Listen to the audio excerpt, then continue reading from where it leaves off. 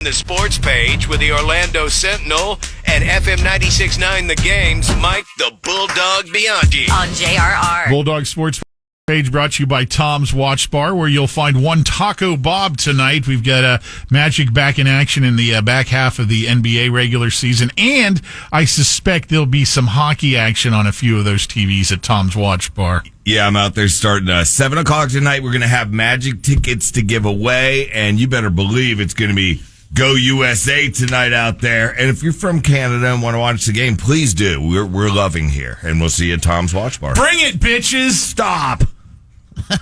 I was going to ask you guys. I'm just adding to the smack talk that was going on all day yesterday.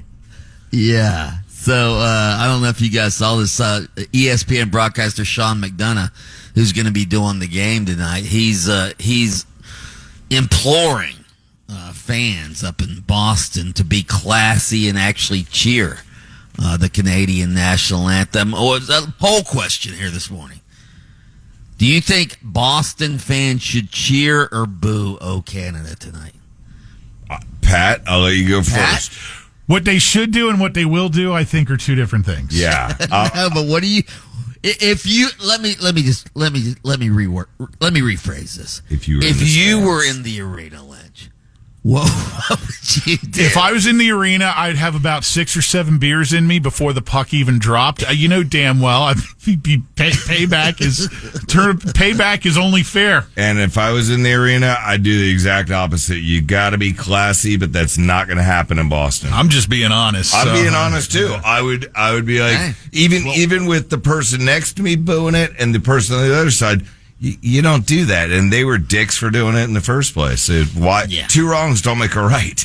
Yeah. Let's get back to reality. The people. Classy thing to do would be to politely cheer their national anthem, but you're right, that's not going to happen. Show them you're bigger people, man. So obviously we're rooting for the Americans tonight. Again, give Lynch credit; he was way ahead of the game on this 4 nations face-off. It has become huge. The ratings on Saturday outdrew All-Star Weekend. By the way, did you see the Daytona 500 ratings? Even though the race was delayed 3.5 hours because of rain, it still had 2 million more viewers than the revamped NBA All-Star Game on Sunday night. The 500 averaged 6.7 million viewers. That's a 13% increase from last year when the race was washed out on Sunday and moved to Monday. So the NBA All-Star ratings were 4.7 million viewers. That was down 13%, the second lowest TV rating in the event's history. So I think the viewers have spoken. All right, sports fans would rather watch NASCAR drivers essentially put their lives on the line for our entertainment than watch NBA players go through the motions. Part All-Star Weekend. Part of that too, with the shift in time by about 3.5 hours, they may have scooped up some West Coast eyeballs that they wouldn't have got otherwise. Although early when the race first started, when President Trump was there and they were actually racing for the first 11 laps, that was the height of the viewing audience. They got like 8 million. They had like 8 million viewers watching from 2 to 2:15 p.m. before it was rained out. That probably would have carried on had that the rain delay. But people got stuff to do on the weekend, so Absolutely. Did you guys see this story? So there's this Chilean. Is that how you say it? People from Chile. Chilean. Yeah. This Chilean gang that had been robbing all of these athletes.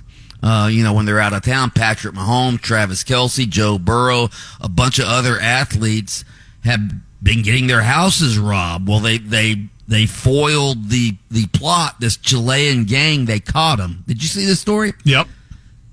Go ahead. You know how they caught him? Did you see how they caught him? How did they end up catching him? These 7 Chilean burglars, they were posing for selfies with their stolen booty. All right. Oh, God. And the selfies, I guess they got on the iCloud somehow, and that's how police found these guys, because they're posing for selfies with their stolen goods. We see How idiotic. We see it all the time, Pat. Think about it on social media with our idiotology segment where the person is selling weed and they take a picture of pounds of pot on their bed. And yeah. Hey, Bulldog, I got an idea. Speaking of that, I have an idea real quick on the after they were caught. Turn them over to Tom Homan and put them on the Guantanamo Bay Express.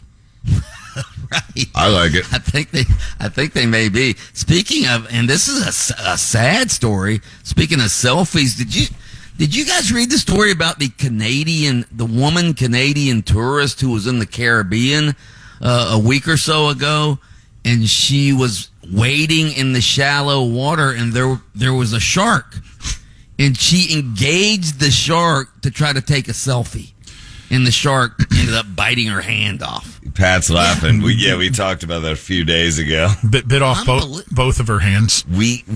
Bulldog, we made it that not only did she get her hands bit off, but Pat and I went into the scenario, if he and I were sharks, would we eat humans or stick to the wildlife in the ocean? He was Jaws momentum down the coast. Yeah. He's like, I'm going to eat every human in sight. We're pounding them out. Yeah. Lynch would have been all over the skinny dipping woman in Jaws. By the way, you're at the Magic Watch Party tonight. You won't be watching Jalen Suggs. I know. He is not back from his thigh contusion injury. When's he coming back is what I want to know. How long the guy's been out for like 10 games with a thigh contusion, which I guess is a thigh bruise, or I guess he has a Charlie horse. I don't know. What else? What is it? Rub some dirt on it and get out there, Suggs. Get some Bengay going, guys. You got a Charlie horse? God, man. I hope Suggs gets wind of you just saying that. I really do. Hey, I wish the Magic would be more transparent with their injuries and tell us exactly what is going on here. Again, 10 games with a thigh contusion. A thigh contusion doesn't sound that serious. I'm sure it is, but we don't know. So all we can do is speculate. So, all right. Mike the Bulldog Bianchi, host of Open Mic on AM 740 and FM 96.9 The Game. If you want to go over there and talk about shark attacks, he'll be there with you. This morning, he does take time out of his show to join us for the sports page each morning here on JRR, and we thank you for that, dog. JR.